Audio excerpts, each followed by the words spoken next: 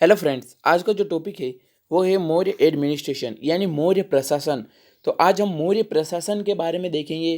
तो मौर्य डायनेस्टी के समय किस प्रकार का प्रशासन था।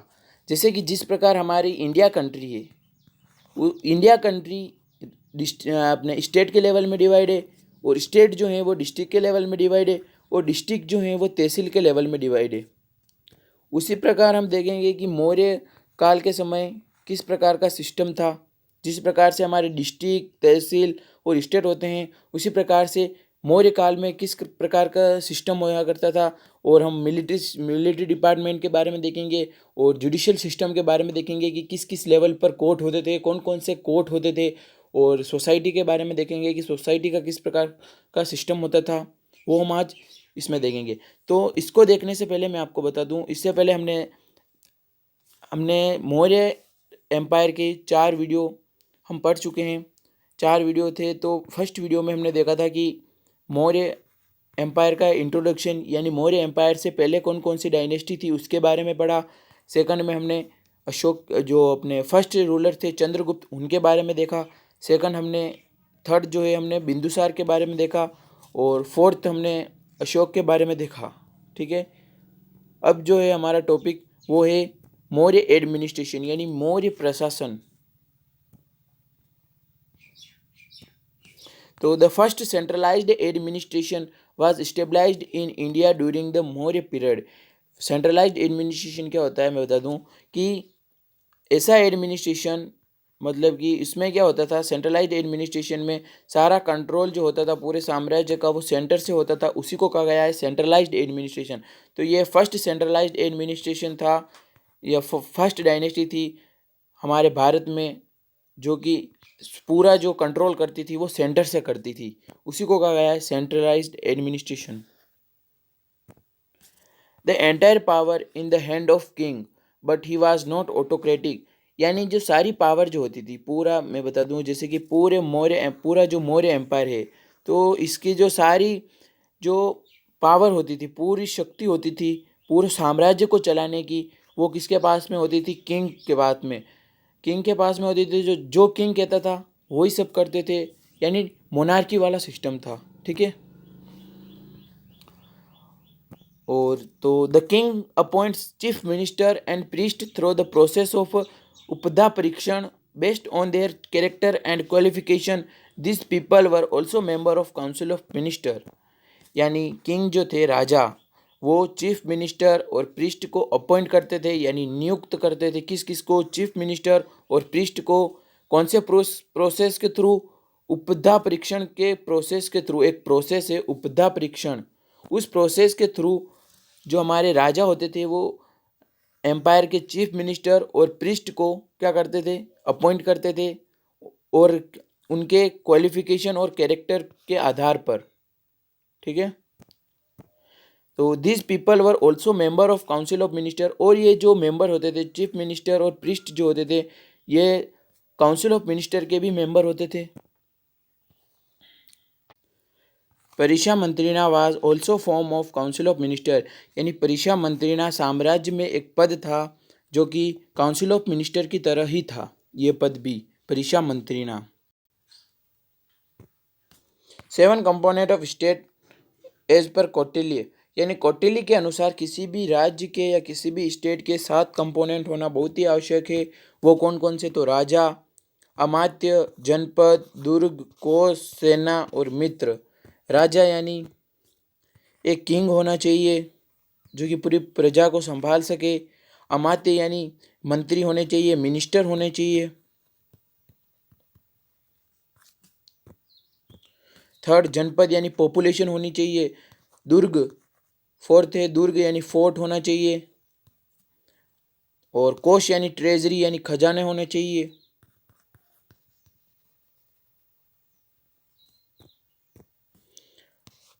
सिक्स्थ है सेना यानी आर्मी होनी चाहिए। और लास्ट है सेवंथ यानी मित्र होना चाहिए, यानी फ्रेंड। तो कौटिल्य के अनुसार किसी भी स्टेट के 7 अंग होना बहुत ही जरूरी है: राजा, अमात्य, जनपद, दुर्ग, कोष, सेना, और मित्र। एक बार हिंदी में बताता हूँ, जैसे किंग, राजा, वो बात आपको समझ में आ गई होगी। अमात्य यानी मिनिस्टर होने चाहिए, जनपद यानी पॉपुलेशन होनी चाहिए, दुर्ग यानी फोर्ट होना चाहिए, कोष यानी ट्रेजरी होनी चाहिए, सेना यानी आर्मी होनी चाहिए, और मित्र यानी दोस्त होना चाहिए, तभी जाके एक स्टेट बनेगा। मौर्य प्रशासन को 3 भागों में बांटा गया था। First central administration, second provincial administration, और थर्ड जो था वो था सिटी एडमिनिस्ट्रेशन। तो इन तीनों को हम देखेंगे। तो सबसे पहले हम देखते हैं सेंट्रल एडमिनिस्ट्रेशन मीन्स केंद्रीय प्रशासन। जिस प्रकार हमारी सेंट्रल गवर्नमेंट होती है उसी प्रकार पहले सेंट्रल एडमिनिस्ट्रेशन होया करता था, और जिस प्रकार हमारी स्टेट गवर्नमेंट होती है उसी के लेवल पर पहले ये अपने प्रोविंशियल एडमिनिस्ट्रेशन होया करता था। तो अब हम पढ़ेंगे कि मौर्य एम्पायर में सेंट्रल एडमिनिस्ट्रेशन किस प्रकार का था। तो देयर वर 18 डिपार्टमेंट कॉल्ड तीर्थ मेंशन इन अर्थशास्त्र। तो हमने पढ़ा है कि अर्थशास्त्र एक बुक है जो कि कौटिल्य की है, यानी हम कह सकते हैं कि चाणक्य के द्वारा ये अर्थशास्त्र बुक लिखी गई है। उससे हमें यह पता चलता है कि सेंट्रल एडमिनिस्ट्रेशन में मौर्य एम्पायर में कितने डिपार्टमेंट थे। 18 डिपार्टमेंट थे।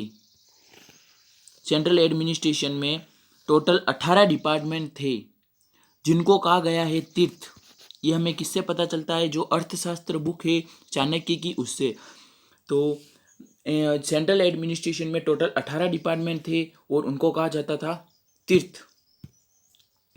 द प्रेसिडेंट ऑफ तीर्थ वाज कॉल्ड महामात्य, यानी जो ये तीर्थ थे, ये जो तीर्थ थे, तीर्थ किसको कहते हैं, 18 डिपार्टमेंट जो थे उन्हीं को मिलाकर 18 डिपार्टमेंट को मिलाकर कहा गया है तीर्थ, यानी जो 18 डिपार्टमेंट थे वही क्या है, तीर्थ। तो इन तीर्थ का जो प्रेसिडेंट होता था, प्रेसिडेंट, उसको कहा जाता था महामात्य। ठीक है, जो 18 डिपार्टमेंट थे, 18 डिपार्टमेंट को हम क्या कहते थे, तीर्थ कहते थे पहले। और इस तीर्थ के जो प्रेसिडेंट होते हैं, कौन, प्रेसिडेंट, उन प्रेसिडेंट को कहा जाता है महामात्य। अब जो पॉइंट दिया है वो दिया है कि 18 डिपार्टमेंट में से कौन से डिपार्टमेंट इंपॉर्टेंट थे। तो मिनिस्टर, प्रीस्ट, कमांडर, प्रिंस, ये जो थे वो इंपॉर्टेंट थे। अब हम पढ़ेंगे समहर्ता के बारे में, यानी हम कह सकते हैं कि ये एक रिवेन्यू ऑफिसर थे पहले। यानी जिस प्रकार अभी हमारे रिवेन्यू ऑफिसर होते हैं उसी प्रकार ये रिवेन्यू ऑफिसर थे। एंशिएंट टाइम में रिवेन्यू ऑफिसर को कहा जाता है समहर्ता। His responsibility to collect the revenue, keep record of income and expenditure and prepare annual plan. ये जो थे समहर्ता वो लैंड रिवेन्यू रिवेन्यू कलेक्ट करते थे और इनकम और एक्सपेंडिचर का रिकॉर्ड रखते थे और एनुअल प्लान को प्रिपेयर करते थे। कौन, समहर्ता। अब है सन्निधाता। अब हम पढ़ेंगे सन्निधाता कौन होते थे। तो इनको कहा जा सकता है ट्रेजरर, यानी कोषाध्यक्ष। ठीक है, जो कि ट्रेजरी का वगैरह बिल्डिंग में जो साम्राज्य होता था उसमें मेंटेनेंस रखते थे। He was responsible for building the treasury and granary in different part of kingdom. ठीक है, साम्राज्य के विभिन्न भागों में कोष गृह और अनागार बनवाना।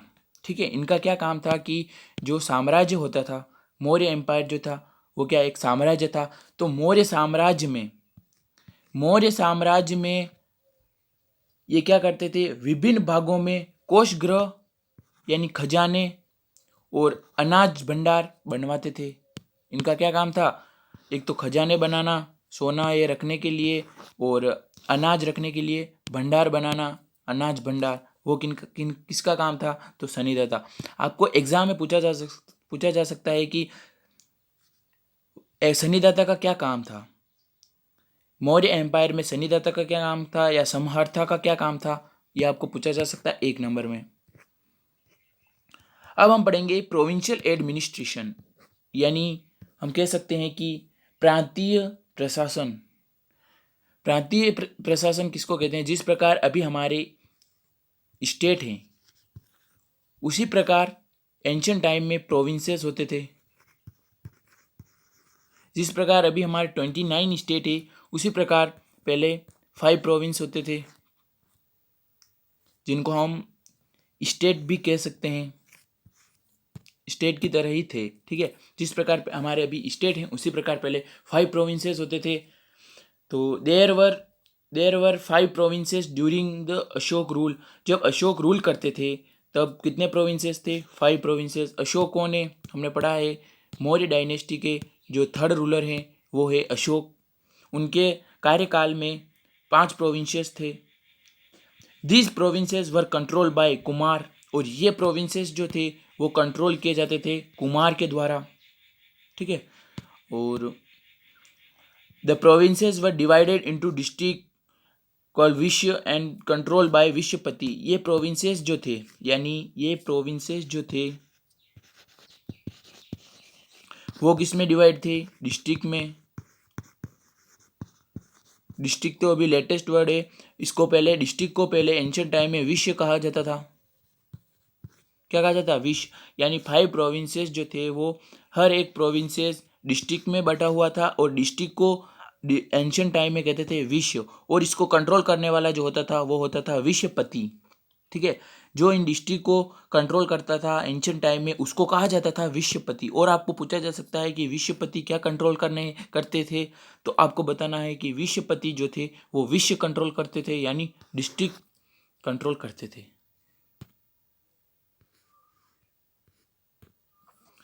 स्थानिक was the administrative head of district. He was under the control of समहर्थ। अब बढ़ेंगे स्थानिक के बारे में। स्थानिक जो होते हैं वो डिस्ट्रिक्ट के हेड होते हैं। जिस प्रकार से हमारे जिला कलेक्टर होते हैं उसी प्रकार एंशिएंट टाइम में स्थानिक जो होते थे वो हेड होते थे डिस्ट्रिक्ट लेवल पर। He was under the control of समहर्था। ये जो है वो समहर्ता के अंदर आते हैं, समहर्ता के अंडर में चलते हैं स्थानिक। अब हम पढ़ेंगे Gopa. Gopa was the smallest administrative unit and he used to control the administration of 10 village। Gopa जो होते हैं या इनको हम कह सकते हैं गोप, तो गोप या गोपा कुछ भी कह लो। गोप जो होते हैं वो 10 विलेज के प्रशासन को संभालते हैं या मैनेज करते हैं, ठीक है। कितने के? 10। तो अब डिस्ट्रिक्ट होते हैं, डिस्ट्रिक्ट किसके द्वारा कंट्रोल किए जाते हैं? डिस्ट्रिक्ट जो होते हैं वो कंट्रोल किए जाते हैं स्थानिक के द्वारा।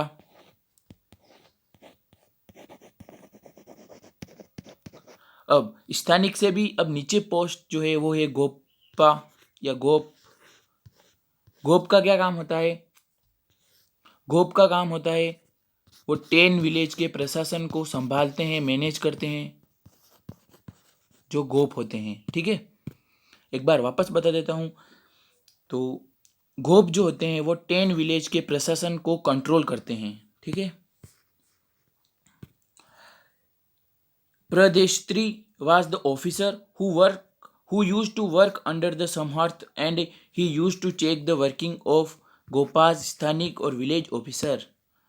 अब जो प्रदेशत्री एक और ऑफिसर होते हैं, क्या नाम होता है? प्रदेशत्री।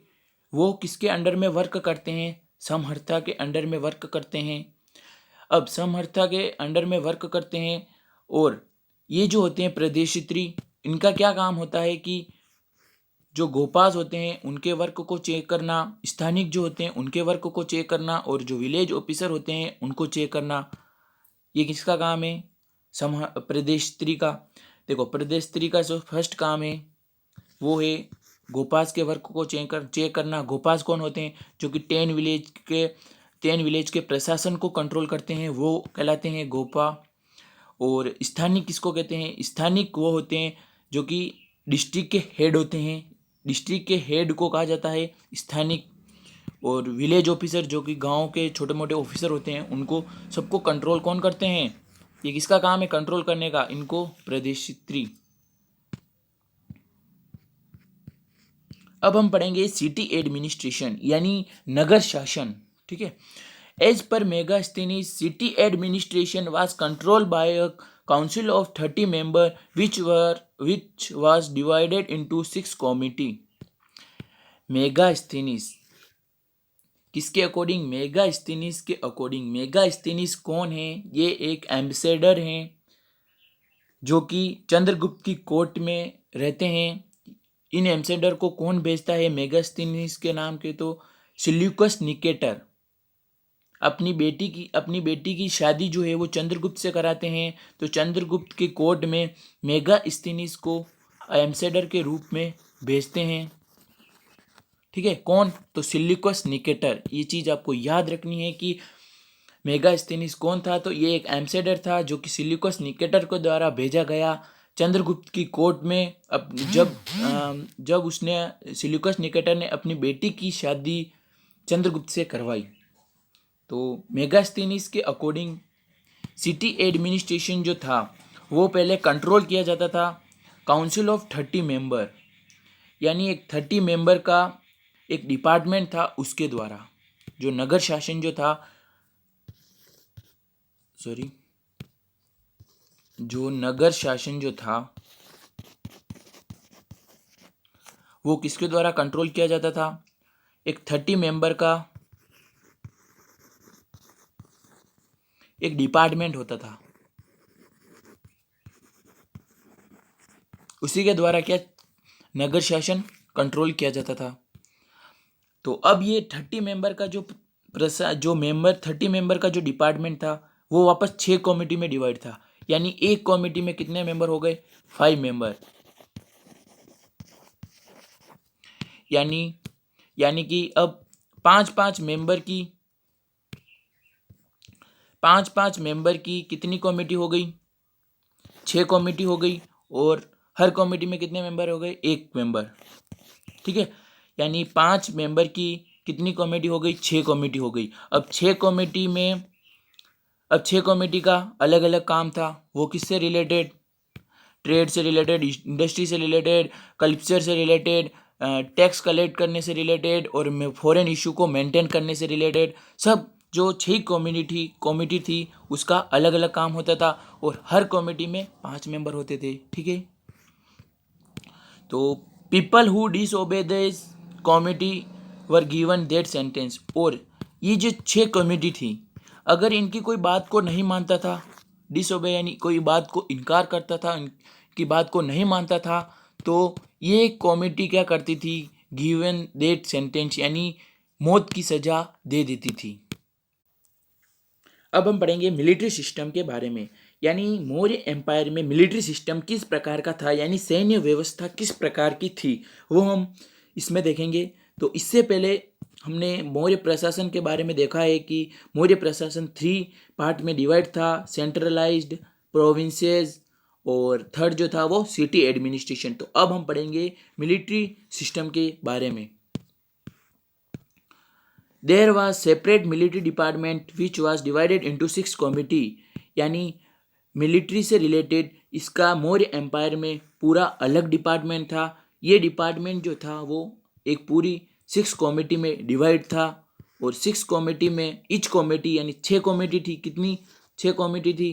तो 6 कमेटी में कितने मेंबर होते थे? ईच कमेटी में, हर कमेटी में 5-5 मेंबर होते थे। यानी टोटल कितने मेंबर हो गए? 30 member. This committee use to look after 5 department of army. ये कमिटी जो थी, ये 5 कमिटी, कितनी बात की थी हमने? 6 कमिटी। ये जो 6 कमिटी थी, ये जो 6 कमिटी थी वो क्या काम करती थी? इस 5 डिपार्टमेंट की देखरेख करती थी। यानी पैदल, अश्व, हाथी, रथ और नवल फोर्स वाली जो डिपार्टमेंट थे उनकी देख रेख करती थी। यानी जो पैदल चलने वाली सेना है उसकी देख रेख करना, उसका मेंटेनेंस रखना। जो अश्व वाली यानी घोड़े पर सवार होकर जो युद्ध करने वाली सेना है उसका ध्यान रखना, उसका मेंटेनेंस रखना। हाथी पर सवार जो सेना है उसका मेंटेनेंस रखना। और रथ वाली जो रथ पर सवार होने वाली जो सेना थी उसका ध्यान रखना। और जो नवल फोर्स होती थी उसका मेंटेनेंस रखना। तो इन सभी का मेंटेनेंस रखने के लिए कितनी हो गई? 5 कमेटी। ये 5 डिपार्टमेंट हो गए। इन 5 डिपार्टमेंट का मेंटेनेंस रखने के लिए 6 कमेटी बनाई दी जाती है। एंशियंट टाइम में मौर्य एम्पायर के समय कितनी? 6 कमेटी बना दी जाती है इन 5 डिपार्टमेंट को मैनेज करने के लिए। ठीक है, तो ये पांचों डिपार्टमेंट जो हैं वो युद्ध के समय काम आते हैं, कभी भी वॉर हो जाए तो कभी भी, तो इनको एनी टाइम जो था वो कंप्लीट रहना पड़ता था। तो सारा जो इनका मेंटेनेंस जो था वो सारा किसके पास होता था? इन 5 कम्युनिटी के पास, 6 कम्युनिटी के पास। अब अंतपाल was the military officer. He was responsible for monitoring the border area and military affairs.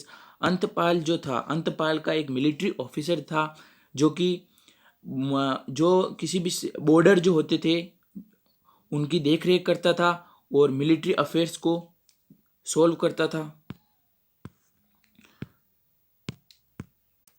According to Megasthenes Indica, Chandragupta Maurya had a huge army which was composed of 6 lakh soldiers on foot, 50,000 horsemen, 9,000 elephant और 800 carriers.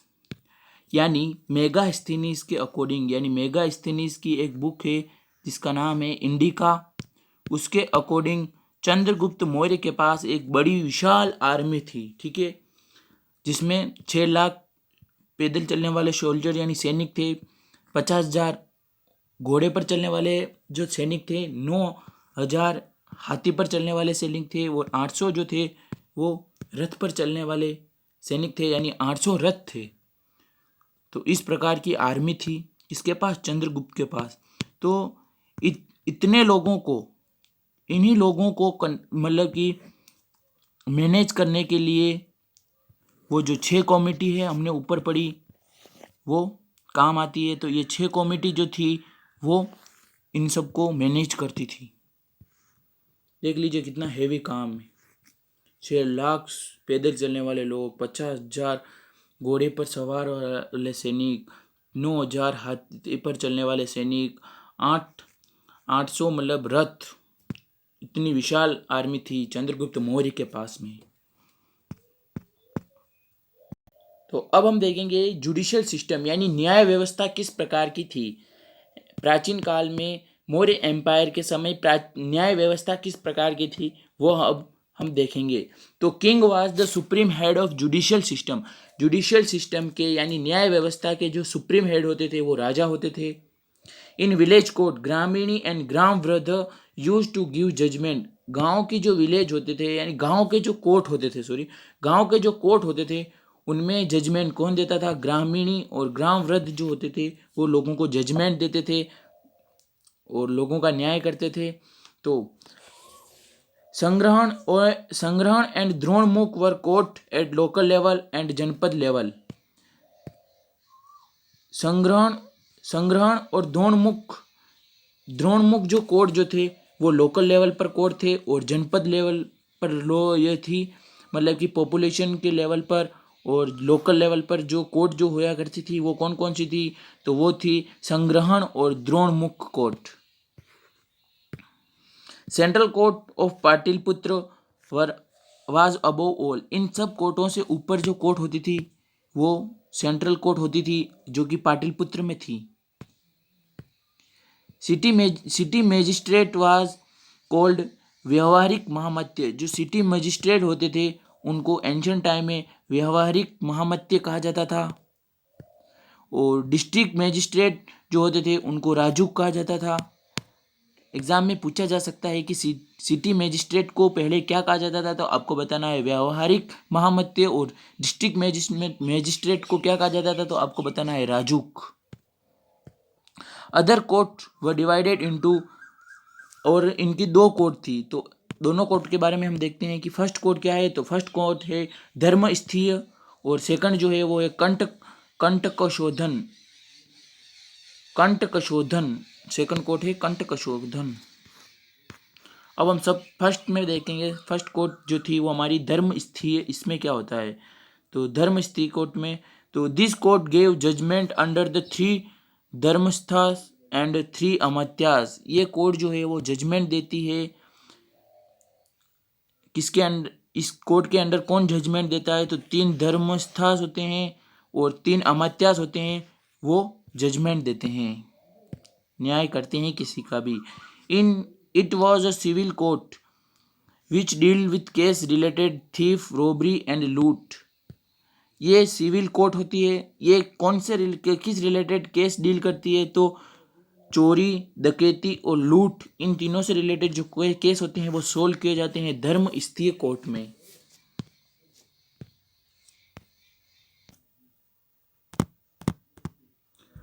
Cases related to abusing, defamation, beating were also brought in this court.